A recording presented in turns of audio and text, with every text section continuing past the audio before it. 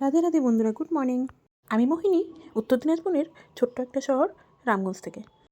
আজ হলো বুধবার। আমার এই ছোট্ট গল্পে তোমাদের অনেক অনেক স্বাগত। তো দেখো, সকালেই আমি ডিশওয়াশার থেকে বাসনগুলো বের করে একে একে গুছিয়ে নিলাম। তো বাসনগুলোকে আমি সুন্দর করে এক জায়গায় গুছিয়ে নেব। বাটিগুলো এলোমেলো হয়ে যায় বলে সেগুলোকে আমি ডয়ারে রাখি। ফ্রাইং প্যান, চায়ের ফ্রেবেন এগুলোকে আমি উপরেই ঝুলে রাখি। থালা বেশি হয়ে গেছে বলে এখানে জায়গাটা একটু কম হয়ে গেছে। মেয়ের আছে আজকে মৌখিক পরীক্ষা। আজ ওর লাস্ট পরীক্ষা। বাসনগুলো গুছিয়ে নেওয়ার পর কত সুন্দর ন্যায় লাগে। হাতাখন্তিগুলোকেও গুছিয়ে নেব। আমার সব জিনিস অ্যারেঞ্জ রাখতেই ভালো লাগে।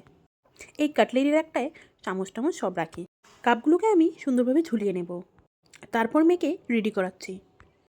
বাবার কাছে ব্রাশ করেছে, মার কাছে সাজুগুজু করছে। কাল রাতে ওর মাসির কাছে ঘুমিয়েছিল বলে রাত্রে মনে হচ্ছে ঠিকমতো ঘুমোয়নি, তাই ওর মুড ভালো নেই। মুখটা কেমন খিটখিটে করে রেখেছে। বেসিক্যালি এমন করে না। এবার আমি ওর সিলেবাসগুলো রিপিট করে নিচ্ছিলাম। তারপরে মা চা দিয়ে গেল। এবার আমরা দুজনে মিলে চা খেয়ে নিচ্ছি। তো আজ বরের সাথে চা খেয়ে নিলাম। তারপর মেয়েকে একটু ভাত খাইয়ে নেব। ওই যে বললাম রাত্রে ঘুমোয়নি, মুখটা খুব খিটখিটে, তাই খাওয়ার ইচ্ছে নেই, অল্প করে খেলো। অনেক যুদ্ধে একটু খাওয়াতে পারলাম। এবার দুজনা মিলে চলে যাচ্ছে। বর চলে যাচ্ছে ডিউটি, মেয়ে চলে যাচ্ছে স্কুলে। ওরা চলে যাওয়ার পর শান্তির নিঃশ্বাস, গান চালিয়ে দিলাম। এই দেখো ঘরের কি অবস্থা। কোলবালিশগুলোকে নতুন জামা পরিয়ে নিলাম। তারপর একটু ডাস্টিং করে নেব। একটু একটু ধুলো পড়েছিল, তাই একটু ডাস্টিং করে নিচ্ছি। এবার মাথার বালিশগুলোকেও নতুন জামা পরিয়ে নিলাম। এবার দেখো ম্যাজিক, টাডা। তো এই ম্যাজিকটা কেমন লাগলো কমেন্ট করে জানিও। আমার তো খুব সুন্দর লাগলো। এবার দেখো এই বসে থাকা সোফাটা কি অবস্থা হয়ে গেছে, ওকে একটু ঠিক করে নিচ্ছি।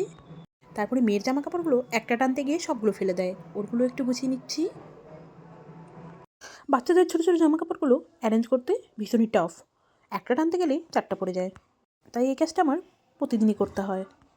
তারপরে একটু বেসিনটা পরিষ্কার করে নেব। বেসিনটাকে ভালোভাবে পরিষ্কার করে নেওয়ার পরে তারপরে আমি টেবিলটা ক্লিন করে নেব। টি টেবিলটাতে সকালে চা খাওয়া হয়েছে, সেটাও ক্লিন করে নিচ্ছি। তারপরে এবার উপরের ঘরে চলে আসলাম। উপরের ঘরে বেড সোফা সব ঝেড়ে ঝুড়ে তারপরে ঘরটা মুছতে শুরু করে দেবো। এবার ঘরগুলোকে ভালো করে মুছে নেব। আমাদের এখানে তো ওয়েদারটা ভালো নেই, রাত থেকে ভীষণ বৃষ্টি। তোমাদের ওদিকে কেমন ওয়েদার কমেন্ট করে জানিও। তারপরে বাড়িটা কাদা কাদা হয়ে গেছিলো বলে জল দিয়ে ধুয়ে নিচ্ছি। এটাকে পরিষ্কার করে ধুয়ে নেওয়ার পরে 1 2 3 টাডা, আমিও চলে এলাম স্নান করে। স্নানের পরে এবার একটু সুন্দরভাবে শৃঙ্গার করে নিচ্ছে। এবার লাল টুকটুকি সেজে নিচ্ছি। মেয়েদের সাজতে ভালোই লাগে। একটু লিপস্টিক লাগিয়ে নিলাম, ব্যাস রেডি। এবার দুটো রিলস বানিয়ে নেব। তারপরে চলে এলাম ঠাকুর ঘরে। আমার সব কাজ কমপ্লিট করে ঠাকুর ঘরে আসতেই ভালো লাগে। এবার দেখো ঘরে একটু গঙ্গা জল ছিটিয়ে নেব। পুজোর আগে আমি গঙ্গা জল ছিটিয়ে নিই। এবারে স্টেপ বাই স্টেপ পুজোগুলো করে নেব। বাবা মহেশ্বরকে সুন্দরভাবে সাজিয়ে নিলাম। সব কাজ করার পরে লাস্টে পুজোর মধ্যে এলে কোনো চিন্তা থাকে না, রিল্যাক্সে পুজো করা যায়, ঠাকুরের দিকেও মনটা বসে। আর সব কাজ ফেলে রেখে ঠাকুরের কাছে এলে মন তো কাজেই থাকে, ঠাকুরের কাছে মন বসে? কার কেমন জানি না, আমার তো বসে না।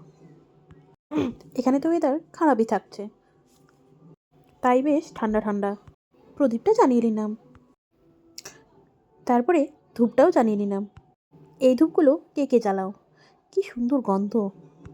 কোনো খাটনি ছাড়াই ধূপ জ্বালিয়ে দিলেই ব্যাস ধোয়া। আর কি না দেখবো এই পৃথিবীতে। বাবা মহেশ্বরের আরতি করে নিচ্ছি। একে একে সব ঠাকুরের আরতি করে নেব।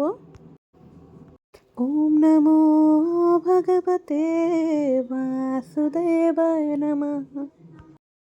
আগে আমি শঙ্খই বাজাতে পারতাম না, এখন শিখে গেছি। মানুষ চাইলে কি না পারে।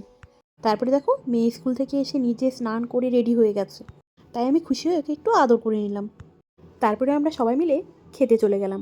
আজকের মেনুতে দেখো ডিমের ঝোল, আলু সেদ্ধ, বটবটি ভাজা আর ভাত। সবাই মিলে জম্পেশ খেয়ে নিলাম। বাই।